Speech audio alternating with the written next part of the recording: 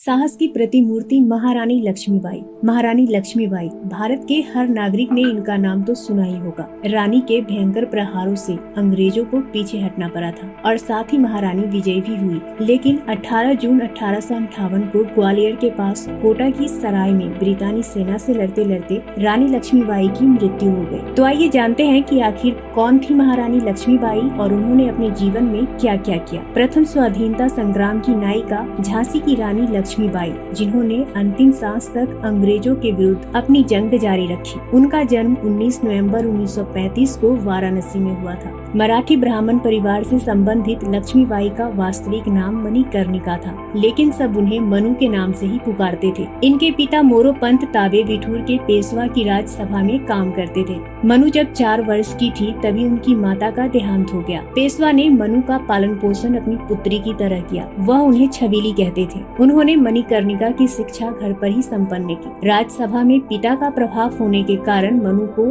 अन्य महिलाओं से ज्यादा खुला वातावरण मिला। तात्या टोपे, जो पेशवा के पुत्र को प्रशिक्षण दिया करते थे, वह मनु के भी सलाहकार और प्रशिक्षक बने। मनु ने बचपन में ही उनसे घुड़सवारी, निशानेबाजी, आत्मरक्षा का प्रशिक्षण ग्रहण किया। वर्ष 1842 में झांसी के राजा गंगाधर राव नेवालकर के साथ विवाह करने के पश्चात मणिकर्णिका झांसी की रानी बन गई। विवाह के पश्चात उनका नाम बदलकर लक्ष्मीबाई रखा गया। वर्ष 1851 में झांसी की रानी लक्ष्मीबाई ने एक पुत्र को जन्म दिया, जिसका नाम दामोदर राव नावेलकर रखा गया। अंग्रेजों के षड्यंत्र के कारण मात्र 4 महीने की आयु में ही दामोदर राव का निधन हो गया। कुछ समय बाद गंगाधर राव ने अपने चचेरे भाई के बेटे आनंद राव को गोद ले लिया। हालांकि गंगाधर राव पुत्र वियोग के दर्द से उभर नहीं पाए, जिसके चलते 21 नवंबर 1953 को उनका देहांत हो गया। 18 वर्ष की आयु में लक्ष्मीबाई विधवा हो गई थी। उस समय अंग्रेजों की यह नीति थी, जिस राजा का उत्तराधिकारी नहीं होगा उसके राज्य को अंग्रेजों के अधीन कर लिया जाएगा। आनंद राव उनके दत्तक पुत्र थे,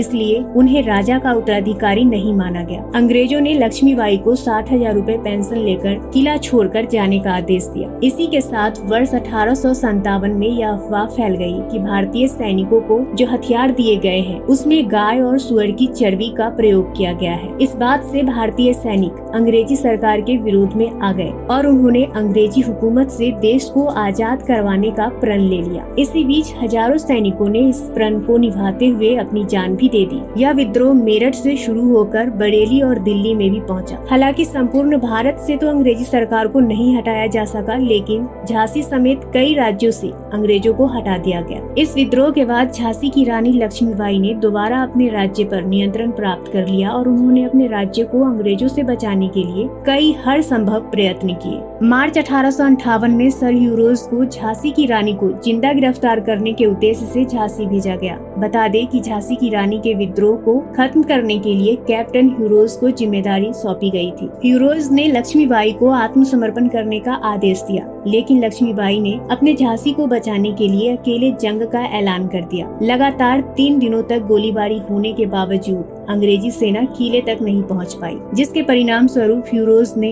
पीछे से वार करने का निर्णय लिया। विश्वासघात का सहारा लेकर ह्यूरोज और उसकी सेना 3 अप्रैल को किले में दाखिल हो गई और उसी दिन महारानी लक्ष्मीबाई अपने 12 वर्ष के बेटे को पीठ पर बांधकर किले से बाहर निकल गई। जब ह्यूरोज ने झांसी के किले पर कब्जा जमा लिया, तब अपनी जान बचाने के लिए लक्ष्मीबाई को वहां से भागना पड़ा। लगातार 24 घंटे का सफर और 102 किलोमीटर का सफर तय करने के बाद लक्ष्मीबाई कालपी पहुंची। कालपी के पेशवा ने स्थिति का आकलन कर लक्ष्मीबाई की सहायता करने का निर्णय लिया। पेशवा ने रानी की जरूरत के अनुसार अपनी सेना और हथियार देने का फैसला किया। वहीं 22 मई को ह्यूरोज ने कालपी पर भी आक्रमण कर दिया। इस आक्रमण का सामना झांसी की रानी ने पूरे ताकत से किया। यहाँ तक कि ब्रिटिश सेना भी उनके इस आक्रमण से घबरा गई थी, लेकिन दुर्भाग्यवश 24 मई को ह्यूरोज ने कालपी पर अधिकार कर लिया। राव साहेब पेशवा, तात्या टोपे और लक्ष्मीबाई ने ग्वालियर जाने का फैसला किया, लेकिन ग्वालियर के राजा अंग्रेजों के साथ थे। लक्ष्मीबाई ने युद्ध कर राजा को हरा दिया और किला पेशवा को सौंप दिया। 17 जून को ह्यूरोज ने ग्वालियर पर कब्जा कर लिया, लेकिन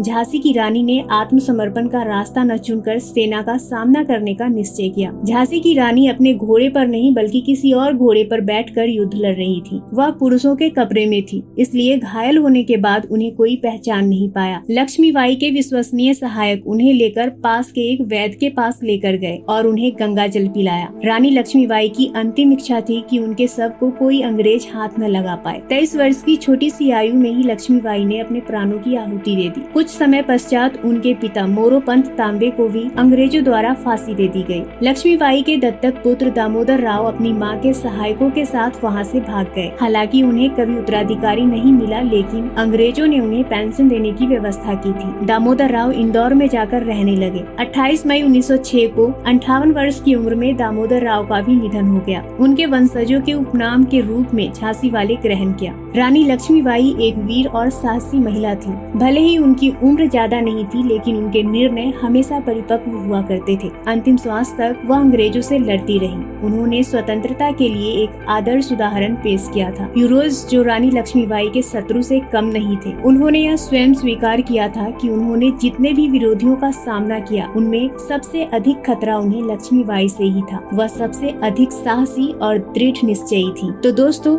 आपको रानी लक्ष्मीबाई की ये सच्ची कहानी सुनकर कैसा लगा, हमें नीचे कमेंट सेक्शन में बताएं। और अगर आप इस वीडियो को YouTube पर देख रहे हैं तो हमारे चैनल को सब्सक्राइब करना न भूलें, और Facebook पर देख रहे हैं तो इस वीडियो को लाइक जरूर करें। मिलेंगे आपसे अगली वीडियो में, तब तक के लिए धन्यवाद।